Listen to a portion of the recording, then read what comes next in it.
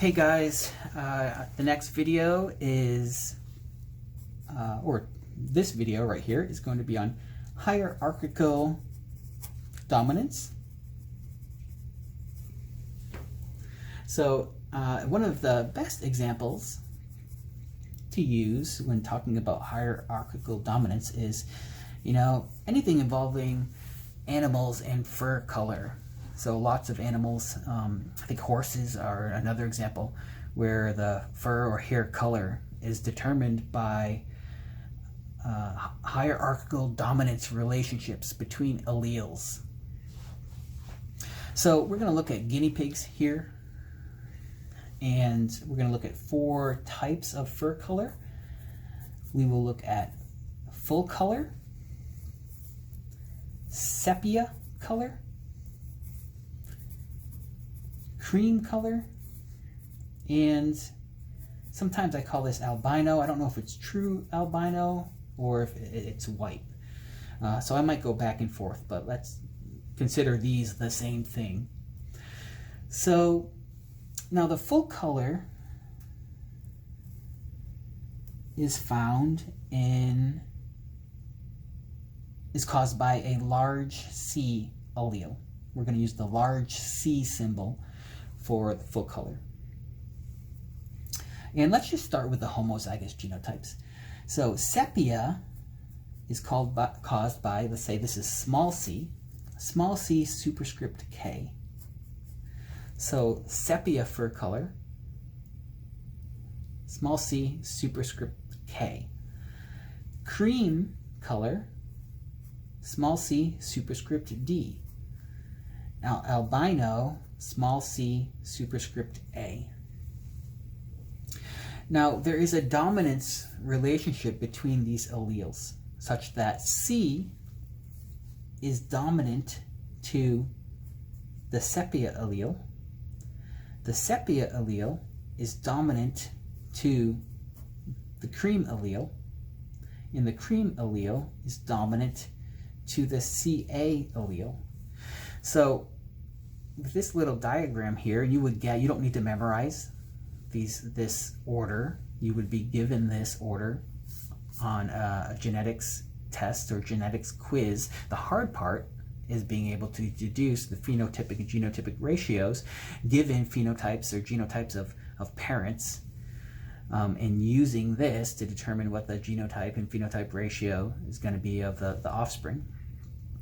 So you would be given this sort of hierarchical dominance relationship information on an exam. So what something like this says is saying, well, C is dominant to all of these. CK is recessive to C. We're going with completely recessive and completely dominant relationships here. So you don't need to worry about incomplete dominance or codominance. But CK is completely recessive to C and completely dominant to these. CD, recessive to both of these, dominant to this one. CA, recessive to all of these. So we can predict a number of phenotypes based on this hierarchical dominance relationship and for certain genotypes. For instance, big C with for one allele, little c superscript k for the other allele, that's going to be full color. Same thing for this genotype and this genotype. So sepia could be homozygous CK, or it could be CK-CD or CK-CA. Cream could also be CD-CA.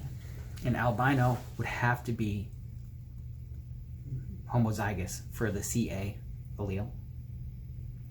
Now, here's a problem that's in the notes. So here's a question. Let's see if we can figure this out here. If a sepia guinea pig is mated with a cream guinea pig, what are the genotypic and phenotypic ratios of their offspring, assuming each had one albino parent? albino here, albino here. So let's say we don't know the other parent, don't know the other parent.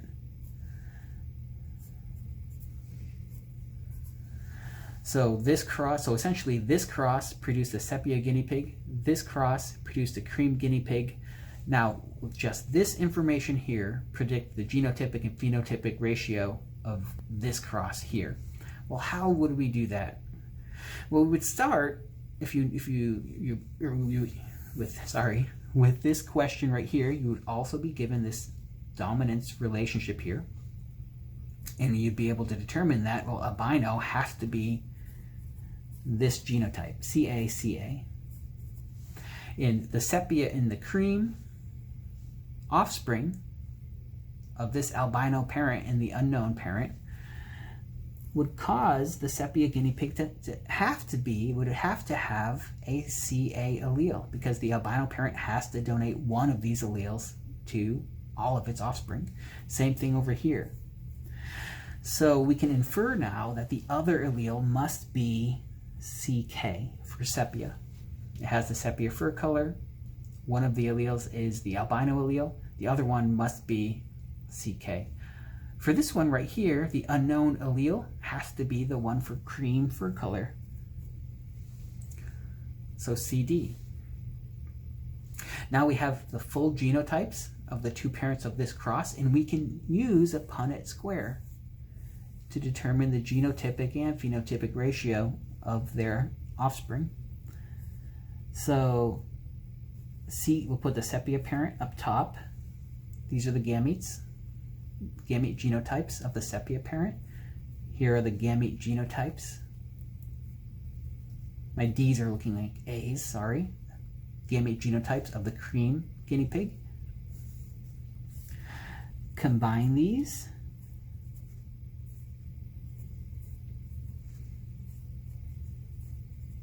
And we have a sepia, because CK is dominant to CD. Cream, because CD is dominant to CA. Sepia, again, because CK is dominant to CA. And these are two CAs. Albino. So we have a 2 sepia to 1 cream to 1 albino phenotypic ratio. 2/4, 1/4, 1/4. And here's the genotypic ratio. 1/4 CKCD, 1/4 CDCA, 1/4 CKCA, 1/4 CACA. All right, so we can see how hierarchical dominance can be used to predict genotypic phenotypic ratio, just given a little information about the parents involved in the cross and their parents, the parents of the parents involved in the cross. Pretty cool problem, fun problem that involves a little logical reasoning. So let's take a look at lethal alleles. And lethal alleles are interesting because they also lead to modified ratios. So we're going to use the agouti phenotype in mice, or actually the yellow phenotype in mouse fur color. So, and what does agouti mean? Agouti, if you take a mouse hair and color it black like this, there's a gene which leads to a black pigment in the mouse hair, or gray. Actually, I should take that back. I think it's supposed to be black. And what the agouti pattern is, these little yellow streaks along the black hair that gives the mouse its agouti coloring. So it's not all one solid color. The little hairs have these little striations across them of or stripes of yellow, and you have to look with a microscope to see these. But maybe hopefully I'll show a picture of a mouse during lecture, and you'll see what the agouti color looks like. Kind of grayish, but it's not all, if you look closely, it's not all gray. But yeah, okay, so long story short, we don't really need to know what the agouti looks like to understand how the lethal alleles work. So if you were to take an agouti mouse and cross it to an agouti mouse, and these were true breeding mice, all the offspring would be agouti colored. If you were to take a yellow mouse, cross to a yellow mouse with yellow fur, interestingly, you'd get 1/3 agouti and 2/3 yellow. Now that's a 1-to-2 ratio. Okay, so that's kind of, or 2-to-1 of 2 yellow to 1 agouti. So what is going on here? Well, so let's use big A for the agouti phenotype. So homozygous, 2 big A's equals agouti. AYA equals yellow. So in this case, the AY allele, even though agouti is normal, the AY allele is dominant over the normal A allele, and it causes the yellow phenotype. However, AYAY, this is lethal. So this genotype right here is lethal. So it's never possible, or scientists have, you know, when they first started studying these genes, were never able to get true breeding yellow mice, because these always had this heterozygous AYA genotype. Now let's do the Punnett square to see where this ratio comes from. AYA,